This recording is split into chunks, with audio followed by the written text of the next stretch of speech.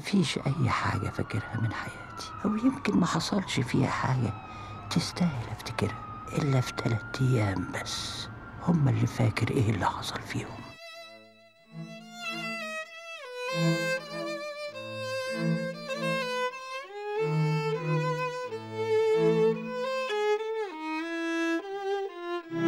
نورة أجمل بنت في بورسعيد. لما شفتيني حسيتي بإيه؟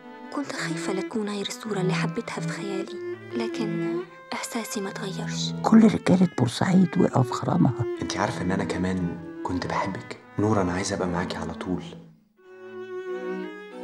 الواد اللي بيجي يسأل عنك كل أول شهر كان هنا من شوية، بس أنا المرة دي كتبت لك اسمه. اتعودت على النسيان لحد ما ظهر في حياتي اللي يخليني أحتاج أفتكر. أنا شايفة إن هو يشبهك جدا. هو بيشبهلي فعلا. أنت جد مش كده؟ هتقولي حكاية جدي ديت؟ إيه أكتر حاجة ممكن تخوفك؟ مش عارف.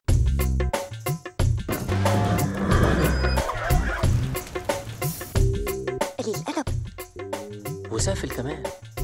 ما تبقاش حيوان.